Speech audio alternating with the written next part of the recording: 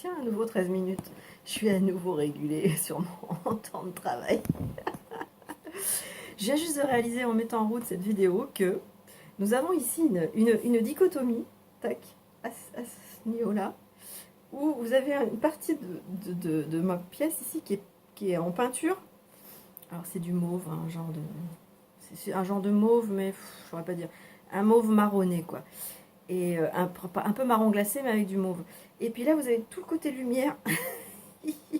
C'est-à-dire ça, c'est l'astral, on va dire. Et puis ça, c'est le supratome. Bon, bref, enfin, c'est ma déconnade. Bref. Alors, la fin de la peur. C'est quand on est en gravitation, et donc quand on est dans la matière, la densité, et quand on a un cerveau limbique, on a forcément beaucoup de peurs à gérer. Et des peurs qui sont bloquantes. La fin de la peur. Alors je ne vais pas tellement vous dire comment est-ce qu'on met fin à la peur. Parce qu'en fait, maintenant que je ne suis plus dans la peur et que je suis en relation avec beaucoup de personnes qui ne sont plus dans la peur non plus, je comprends que ce n'est pas un... Comment dire, la fin de la peur, l'absence de peur n'est pas une évolution. L'absence de peur est un fait qui a toujours été, mais qui avait des voiles. Voilà. Et en fait, l'évolution, elle se passe plutôt du côté de la levée des voiles. Mais en fait, on n'a jamais été en danger, on n'a jamais été mortel, on n'a jamais été fragile, on n'a jamais été imparfait, on n'a jamais été incomplet, on n'a jamais été incapable. On a toujours été dans notre totalité depuis le début de l'apparition de la race humaine. Et aujourd'hui, être dans cet état de non-peur, donc c'est en fait dans un état de certitude, s'observe et le fait d'un basculement qui n'est pas du fait de la volonté de l'ego, donc de la volonté subjective, mais qui est le fait d'un temps de maturation qui correspond à l'éclosion d'une fleur. Voilà. Donc si on s'évertue à vouloir ne pas avoir peur, on se débat dans un verre d'eau et on se noie parce qu'en fait ce n'est pas le temps de l'éclosion et que c'est un peu inutile de perdre de l'énergie là-dedans. Donc c'est assez bien de le savoir parce que ça permet de se détendre et de se dire que ok, il y a un temps d'éclosion pour ce basculement dans la non-peur.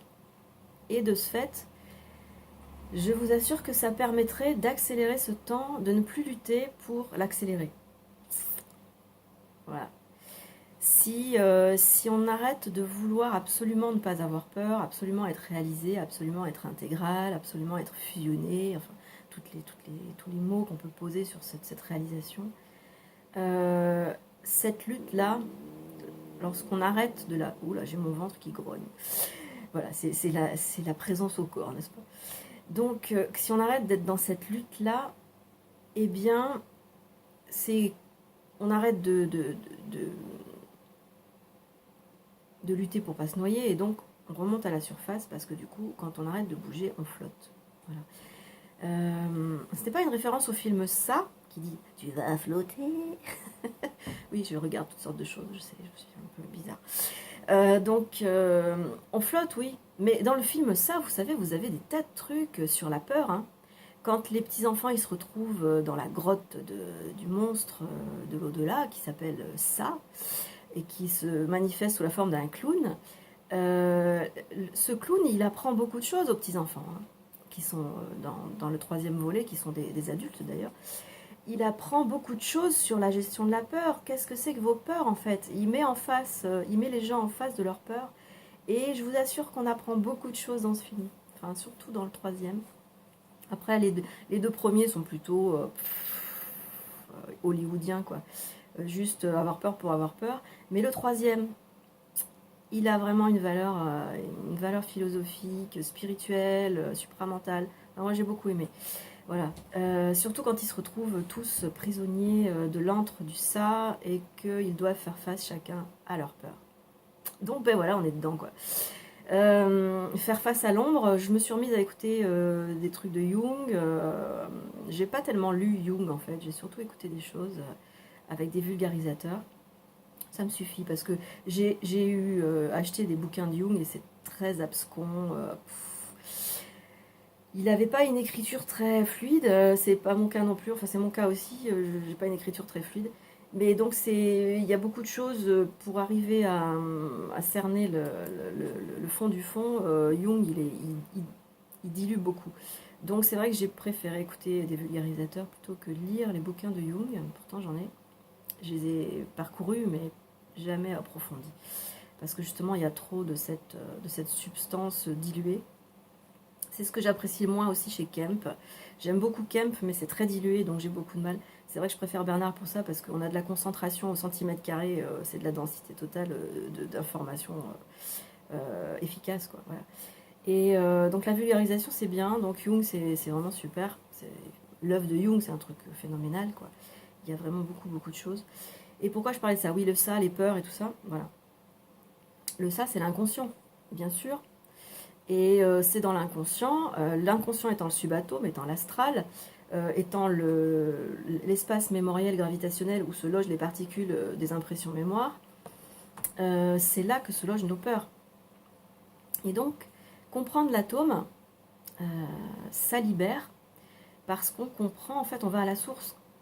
Quand vous comprenez comment fonctionne l'atome, quels sont ses mécanismes, quelle est sa logique, quel est son but, quelle est sa finalité, quel est son objectif, quelle est sa volonté réelle, cette compréhension, alors évidemment la physique quantique, ça peut paraître compliqué à comprendre, mais après il suffit d'en comprendre la substance, pas besoin d'en comprendre les détails, ni même les mots qui se réfèrent à des détails, on s'en fout des détails. Si vous comprenez le principe archétypal de la logique de l'atome, de sa volonté réelle, vous sortez de la peur automatiquement, quoi, parce que vous vous identifiez à l'énergie. C'est pour ça que je parle tellement de l'atome, parce que comprendre l'atome, c'est s'identifier à l'énergie, c'est être en identité avec l'énergie, donc c'est être identique à l'énergie. Et quand on se concentre sur l'atome, on oublie toutes les élucubrations du mental égoïque. Enfin, c'est pas qu'on les oublie, mais c'est qu'elles disparaissent de facto. Si votre concentration est sur le mécanisme de l'atome, elle est plus sur qu'est-ce que je vais faire pour que un tel m'aime plus et que du coup j'ai une place dans son groupe, enfin je parle d'un groupe je dirais social, hein, donc pour la survie du corps, parce qu'en fait on a toujours cet objectif là, se faire un ami pour entrer dans un groupe qui va nous sécuriser pour que notre corps soit à l'abri. C'est la démarche de l'ego limbique, ça, hein, voilà. Se faire des amis pour pouvoir survivre. Voilà. Après, se faire des amis à peu près un peu plus subjectivement dans des groupes Facebook, par exemple, ça répond à la même logique limbique, sauf qu'on est dans du subjectif. Voilà. La logique limbique, elle est objective, c'est-à-dire se faire des amis pour se mettre dans un groupe sécuritaire. Mais dans la démarche de se faire des amis dans les groupes Facebook, c'est la même chose, mais ça devient du subjectif. Et du coup, on est plus en souffrance parce que le limbique il trouve pas son compte, enfin s'il y trouve son compte, mais c'est toujours de la fausse énergie qu'on échange dans les groupes sociaux. Donc il y trouve son compte un moment, mais après il est à nouveau face à son vide, à nouveau face à ses peurs, face à son ça, face à son inconscient, donc face à son astral. Et à un moment donné, il faut y aller, les mettre les mains dans la merde, hein, voilà. Il faut attraper ça et puis se le réapproprier. On ne va pas trouver ça en discutant avec quelqu'un. On va trouver ça en se regardant soi face à soi-même, face à ce qui nous fait peur quand on est seul. Qu'est-ce qui nous fait peur quand on est seul? C'est le vide. Voilà, et quand on fait face à son vide, quand on a suffisamment cherché le secours ailleurs, le sauveteur à l'extérieur, et le bourreau en même temps, parce que le sauveteur et le bourreau c'est la même chose, hein, constatez-le. Hein, voilà. Donc, quand vous en avez vraiment ras le cul de vous faire sauver par des bourreaux, vous allez retourner. Se retourner, c'est ça le repentir chrétien, ça veut dire se retourner. Vous allez retourner à l'intérieur. C'est aussi ce qu'on appelle en alchimie le vitriol, c'est-à-dire visiter l'intérieur de la terre. La terre, c'est l'humus, donc c'est le corps, donc c'est les mémoires, parce que le corps, c'est des mémoires, c'est des engrammes, et ça va vers le subatome, vers l'astral.